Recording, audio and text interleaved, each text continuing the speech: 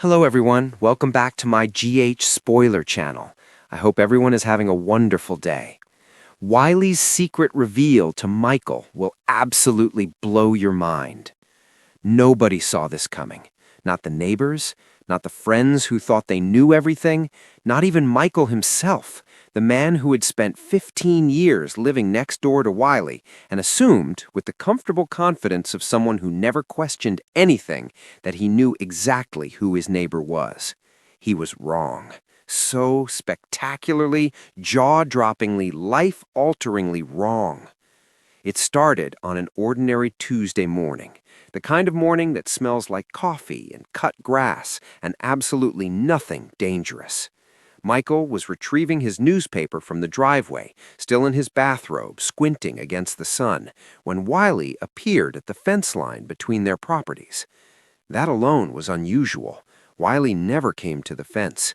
In 15 years, Wiley had always waited to be approached, always stood slightly back from conversations, always worn that same unreadable half-smile that Michael had chalked up to introversion or perhaps mild social anxiety. "Wiley," said Michael, and there was something different in his voice, something stripped clean of the usual careful politeness. "I need to tell you something. I've needed to tell you for a long time." Michael clutched his newspaper.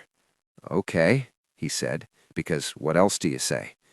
What came next would rearrange everything Michael thought he understood about the quiet man with the tidy garden and the sensible car and the lights that always went off at exactly 9:30 every night. Wiley took a breath. "I know what happened to the Carmichael house." Now, you need to understand something about the Carmichael house. It sat 3 blocks away, on the corner of Elm and Prospect, and it had been empty for 11 years. Before it went empty, something happened inside it, something the whole neighborhood had whispered about and theorized over, and eventually, reluctantly, agreed to discuss, because nobody ever got any real answers. A family had lived there. Then one morning, they simply weren't there anymore. No moving trucks, no goodbyes. The furniture stayed. The food in the refrigerator went bad. The car sat in the driveway for 2 weeks until the city towed it. Police investigated, found nothing, said nothing. The family, a couple and their teenage daughter, never surfaced anywhere that anyone could find. And after a year or so, the case went cold, and the house went to the bank, and the bank couldn't sell it, and so it just sat there, slowly going gray. Michael had thought about the Carmichaels maybe 1,000 times. He'd had theories. Everyone in the neighborhood had theories. But he had never, in any version of any theory, considered that the answer might be standing at his fence in a beige cardigan on a Tuesday morning. "What do you mean you know what happened?" asked Michael. Wiley reached into the front pocket of his cardigan and pulled out a small brass key. He held it up between 2 fingers so the morning sun caught it. He unfolded it hand to reveal a shiny metal object. "I've been keeping something for them," he said, "for 11 years. They asked me to, and now I think it's time someone else knew." Here is where the story becomes almost impossible to believe, and yet every detail of it checks out because Michael spent the next 3 months verifying it before he told a single soul. The Carmichaels hadn't disappeared.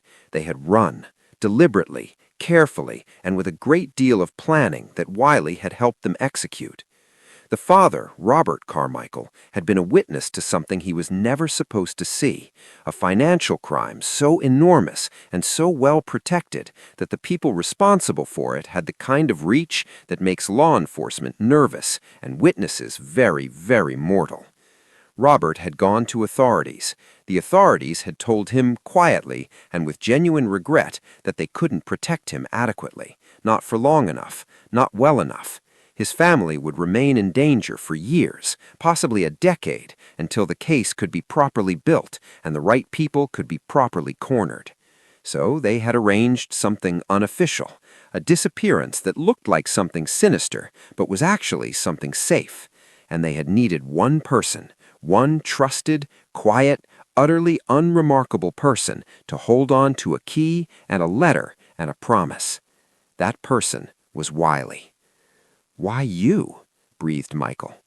"Because Robert was my half-brother," Wiley said simply. "My half-brother. Nobody in this neighborhood knew that. Nobody was supposed to." The key opened a safe deposit box at a bank 2 towns over. Inside the box was a letter from Robert Carmichael, dated 11 years ago, explaining everything.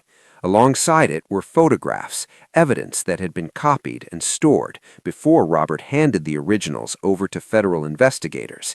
Insurance, Robert had called it, just in case. The just in case had never been needed. The case had finally, quietly concluded 8 months ago. Robert Carmichael, now living under a different name in a different state with his wife and his daughter, who was now 26 years old and in graduate school, had sent Wiley a single postcard with a single word on it: soon. That was why Wiley had come to the fence, not because the secret had grown too heavy, though it had, not because he was lonely, though the weight of it had made him profoundly so. He had come because soon had arrived, and because in 11 years of keeping a secret, the person he had most wanted to tell, the neighbor who brought him soup when he had the flu, who helped him replace a broken fence post, who waved at him every single morning without ever demanding more than a wave in return, was Michael. "I thought you deserved to know," Wiley said, "that the people you worried about are okay, that they've been okay, and that someone in this neighborhood was paying attention the whole time." Michael stood in his driveway for a long moment. The newspaper hung from his hand. Somewhere down the block, a sprinkler came on. "Do you want to come in for coffee?" he finally asked. Wiley smiled, a real one, wide and warm, and completely different from the careful half-smile of 15 years. "I've been waiting a long time for that invitation," he said. He came through the gate. Michael held the door open, and just like that, after 11 years of silence and 15 years of polite distance, 2 neighbors finally sat down and began to actually talk. The Carmichael house, 3 blocks away, still sat empty on the corner of Elm and Prospect. But somehow that morning it felt a little less like a wound in the neighborhood and a little more like a scar, still visible, but finally, at long last,